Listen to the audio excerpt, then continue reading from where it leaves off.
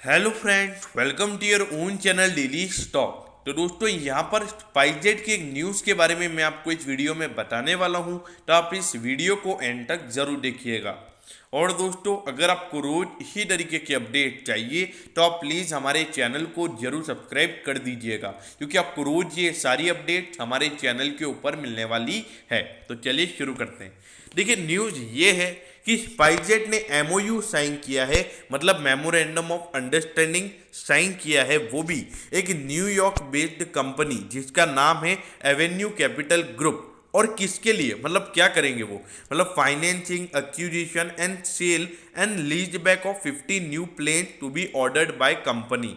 मतलब जो भी स्पाइसजेट जो भी 50 नए प्लान, जो 50 नए एयरप्लेन जो ऑर्डर करेगा यहाँ पर स्पाइसजेट, उसका फाइनेंसिंग से रिलेटेड, एक्विजिशन से रिलेटेड, या फिर उसको बेचने का या फिर लीजिंग का भी अगर जो भी काम होगा वो काम यहाँ पर एवेन्यू कैपिटल ग्रुप करेगा। तो देखा जाए तो एवेन्यू कैपिटल ग्रुप यहाँ पर स्पाइसजेट की मदद करने वाला है। अब देखिए, यहाँ पर स्पाइसजेट की मेन दिक्कत ही है फाइनेंसिंग प्रॉब्लम। अगर देखिए उसको एयरप्लेन खरीदना है तो उसको कहीं से पैसा अरेंज करना पड़ेगा। और देखिए, अगर वो काम यहाँ पर अगर एवेन्यू कैपिटल ग्रुप कर लेता है तो ये स्पाइसजेट के लिए बहुत ही अच्छी बात है और एक राहत वाली बात है। अब देखिए, अगर मैं इसके फंडामेंटल्स की बात करूं तो देखिए, बहुत ही छोटी सी कंपनी है, सिर्फ 4227 करोड़ का मार्केट कैप है। लेकिन देखिए, जो एयरलाइंस का धंधा है उसके अंदर इंडिया के अंदर 12% मार्केट शेयर स्पाइसजेट होल्ड करता है। और देखिए, जो अभी जो गो एयर का जो प्राइवेटाइजेशन चल रहा है, तो गो एयर के अंदर भी अगर स्पाइसजेट को कुछ स्टेक मिलता है तो उससे और इसका मार्केट शेयर बढ़ेगा। लेकिन देखिए, प्राइस टू बुक रेशियो इसका नेगेटिव है, इसलिए अवेलेबल नहीं है, और प्राइस टू अर्निंग रेशियो भी इसका नेगेटिव है, इसलिए आपको शो नहीं हो रहा है। अब देखिए, 26 रुपीज इसका नेगेटिव में इसका बुक वैल्यू है, जो कि बता रहा है कि कंपनी की जो लाइबिलिटीज हैं वो हद से ज्यादा है और एसेट इतने कंपनी के पास नहीं है।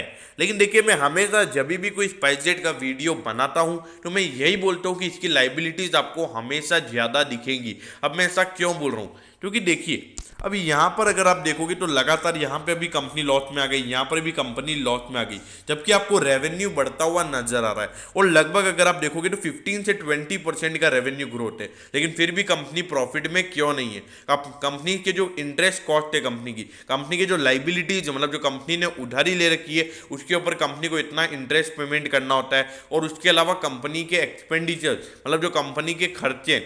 अब देखिए, अगर यहाँ पर कंपनी को एक अच्छा खासा मार्केट शेयर गेन करना है तो इसमें क्या होगा कि कंपनी को नए नए प्लेन्स खरीदने पड़ेंगे, और वो प्लेन्स खरीदने के लिए कंपनी को पैसों की ज़रूरत होगी, और वो कंपनी इक्विटी से नहीं कमा सकती, तो इसलिए उसको डेट लेना ही पड़ेगा, उसको लोन लेने ही पड़ेंगे, उसके पास और कोई ऑप्शन नहीं है। तो इसी की वजह से अभी आपको स्पाइसजेट लॉस में नजर आ रहा है।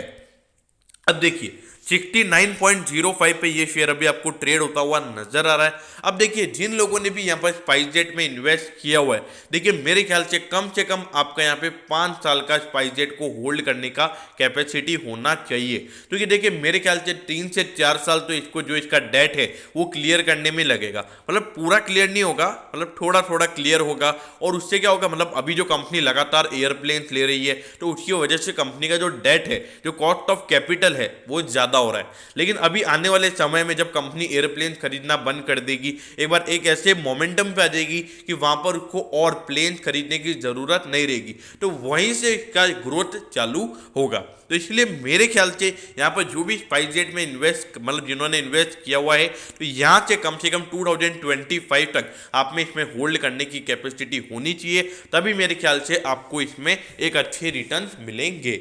अब रही बात जो लोग इसमें अभी इन्वेस्टमेंट करना चाहते हैं, उनके लिए भी यही बोलूँगा कि जो लोग भी इसमें अभी इन्वेस्टमेंट करना चाहते हैं उनको भी यहाँ पर कम से कम 5 साल होल्ड करने का कैपेसिटी होना चाहिए, तभी आप इसमें इन्वेस्ट करें। अब बात आती है शॉर्ट टर्म व्यू की।